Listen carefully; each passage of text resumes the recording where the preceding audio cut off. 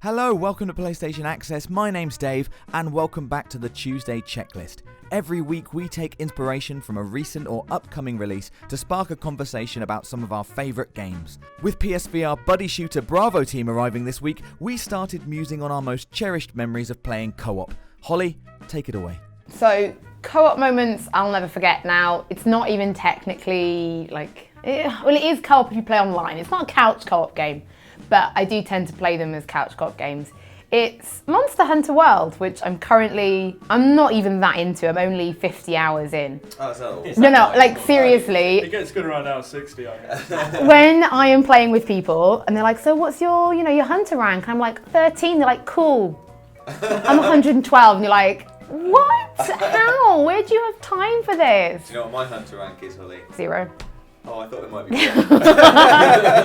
I don't think it's like conceptually you don't. 0? I mean, unless you boot the game up, yes. I have booted the game up, so wow. maybe 1. But then 1. Yeah, Monster Hunter rank rank is that I'm a palico. I think that's where I live.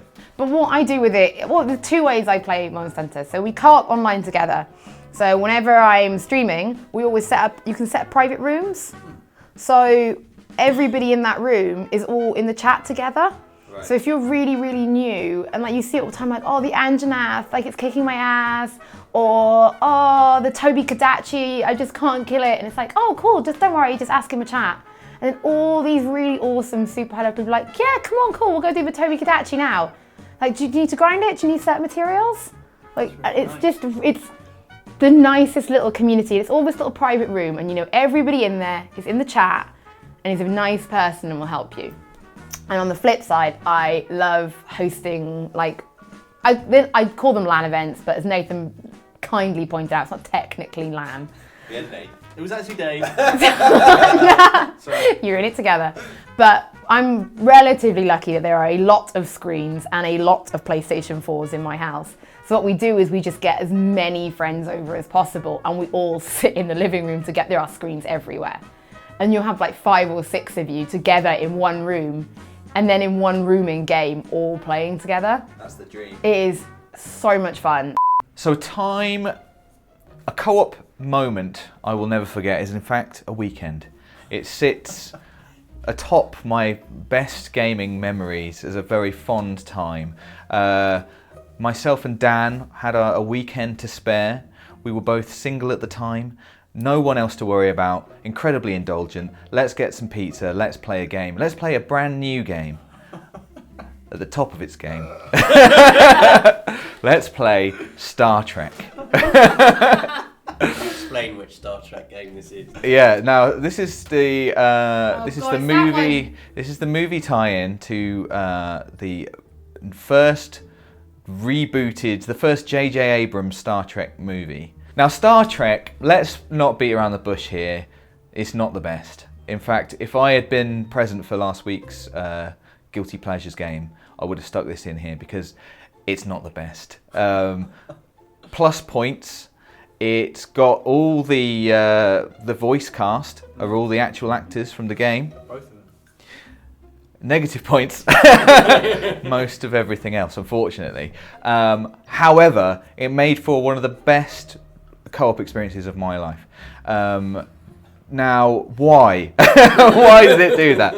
Why did it do that? Because it was so hilariously bad. I mean, it was a laugh a minute. Playing it with Dan, playing it co-op, it was one of the last bastions, it feels like, of that great age of split screen co-op. So one of us played as Kirk, one of us played as Spock. I think I played as Kirk. Unfortunately, there were a lot of bugs, but fortunately, it made the game incredible. So one of my favourite ones was when I got injured. When you got injured, you kind of got downed. The down state was like lying sort of prone on your back on the floor. Dan came he finished off all the bad guys, came to pick me up, and the game said that I was better, but I couldn't get up or fire my weapon. And when the way this materialised for him was me sliding around on my back, which I was like, I mean, this is fine, I'm going slowly, but I'm still alive. Apart from, the game knew that because you're on your back, you couldn't go upstairs. So slid over to some stairs. Like a just sliding. I was like, Dad, doesn't matter. We could keep going. I know I'm dead.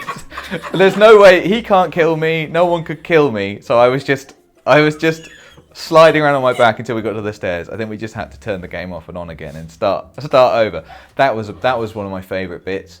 It was just a brilliant weekend, and it wasn't meant to be a weekend. I went round on Saturday. We thought we'd play a bit, have some pizza, see how far we got. It was such good fun that I told Dan I was coming round to his house again the following day, the Sunday, and we finished the game. We finished it in a weekend, albeit probably kind of like an 8-hour weekend of solid Star Trek, and I think both of us hold it in very, very high esteem as one of the greatest fun. I would happily do it all again. It was so much fun, and it was so terrible.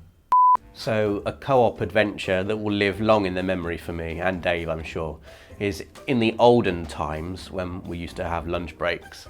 We would play. So hard done by. We would play PES Master League. Palace. Yeah. Palace. Oh, South London. Oh, South London is wonderful. It's We wonderful. won't finish that song. I never learnt why it's wonderful. I know that it is. You know why it's wonderful, Dave. We had our PES Master League, as regular viewers of the channel may know, and it was just the greatest time because we projected our own story onto these players, quite a lot of whom were like fake PES players. Yeah. Because you get the default Master League team, and back then it was Kostolis, Yeah. Gajatska. Oh, Gajatska. Gajatska was a great player. Yeah. And we signed this Austrian prodigy called Janušović, Yeah. who is a real player. Yeah, I know. But he's nowhere near as good as he was in our PES He was game. so good. And by the end of our tenure as manager of Crystal Palace, we'd won like the European treble. Janušović never was displaced from our team. We signed Iniesta, we signed loads of world-class midfielders. No one could get Janušović out of the starting 11. He was just brilliant. And in the FA Cup final, the English Cup final, we were 2-0 down, I think, against Tottenham. And we had to have, it was a big second half performance. I remember Neymar, who was playing for Palace. Neymar got a goal back, and then right at the end, I think in about the 80th minute, Caroud Oh, wow.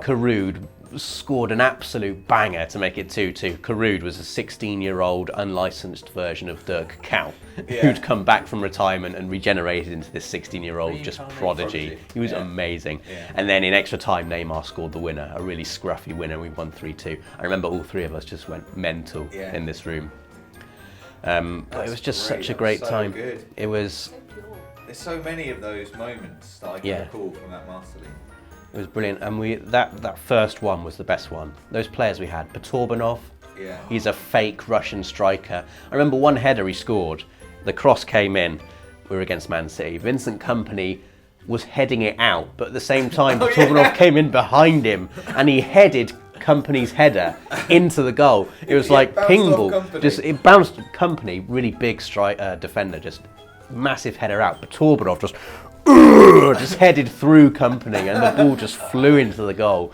Kompany was just flattened, and Potorbanov, Peter Benov we called him, was just loving it. Yeah, he was boring but scored goals. Yeah, every time. He just not missed the goals, Potorbanov. Missed the goals, yeah. Oh, what a great game. We're going to talk about Fortnite, which is my... New hotness. Yeah, it is, yeah. And, it's co-op. We play it at lunchtime. It's Dave and I. Rob, you're completely invited, Come and play. Free, Rob. It's not like PES. The yellow one. I just don't have time. Duos are a thing, right? So you can play Fortnite on your own. Battle Royale mode is what we're talking about. All against all, you drop in. I'm not really built for playing that kind of game single player because it's too nervous. I'm hiding a bush guy, so I'm going to spend like all of lunch, like an hour hiding, pop out, and then it's like a lottery. Do I win out of the last 4 maniacs? And sometimes people just shoot bushes just to be sure that I'm not in them. So, that works out really badly for me. Squad would be great because then there's 4 people. Communication's really good because we're all in the same room. We'd probably win all the time, Rob. I'd say every game because we're never going to do it. I can say that. Instead, we play duos, Dave and I, and we have it. When you're into like a co-op game, when you have like a pattern, right? And it used to be this way when we used to play, like various games at lunchtime. You'd be like, lunch suddenly becomes a secondary consideration. It's like, I've got to put some food in front of me and smash it as quickly as I can because I need to get at least 3 games of Fortnite in. And what we're getting is like always landing in the same place, landing in Moisty Mire. Why would you land there? Everybody on the video is saying it's a terrible place to land. That's exactly why you land there, because no one else is there. Yeah. Dave goes to the tree, he picks up those chests. I go to the little house, see what's there. Normally another chest. On a good day, you can get 5 chests in Moisty Mire. Exactly. I don't know if I want that broadcast, Nate, because I don't want people to find out. And shield potions. Normally we're rocking out there with at least half shield each. Then we go up. All the wood, by the way. All the wood. I mean, we've got so much wood, we could go into construction by the time. At this point. You go past the prison. Don't go into the prison. No, that would be crazy. That's where some people go. You check the derelict house next to the prison. Yeah. I go off to the truck, I build one little ramp up, it's normally just ammo up there, then we go to the bridge. Meet you at the bridge. Now it depends, if the circle is anywhere around us and we're still inside the storm, then at this point we just build a very small house on the side of the bridge with the one ramp up looking across to the prison, and I think it's Retail Row, but I'm not sure, over to the left. I don't need to know, we never go over there. We just stick to the plan. The plan's the same every time.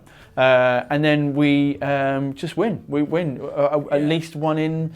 Well, 10, 12 at the moment. Don't know what our ratio is, but there is, there's an understanding there. Sometimes it falls down. We have a communication. We have a rapport. We have things we say. Very rarely fall out, and when we do fall out, we don't get loud. It's just.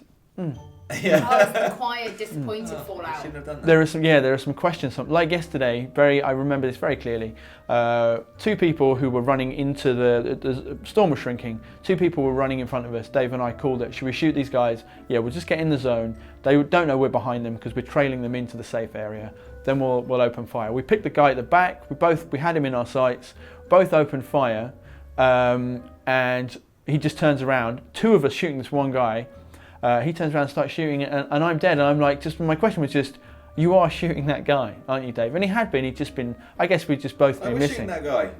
I know, man. See how well we get on. Yeah. See how I didn't know this was a problem. It's fine. I was shooting that guy. And when I died, it turned out Dave was about 20 meters back in cover. Untrue. I mean, that was probably. Nope. I mean, wait, you were in cover. I dispute this. There was a hillside. There was a hillside. So that's the fun you can have in Fortnite. Yeah. I think fun. we're selling this well. Yeah. So that's my latest co-op thing. We were battling every team, and Nathan, you were playing at this stage as well. Oh, I thought you were going to... I was wondering when this would come up, that I played with you guys. Nathan was in this. Nathan gets really upset about this. He was invited to play every day. And then just... He could have played... Explain about the rules, about my involvement, please. You were part of the main 3 of us who, when we started playing it, then you decided you didn't want to play it because you didn't like it. So then me and Dave started playing. The rules were that me and Dave had to be present. Right, and you guys could play without me. Yeah. And if one of you wasn't there, could me and the other person have a game? Of course not. That would be forbidden. Because me and Dave were really involved in it, And and that you sounds weren't. fair. Back on the bench, Nath. Thanks for watching. Let us know about your favourite ever co-op memories. Give the video a like if you enjoyed it, and join us again next week for another Tuesday checklist.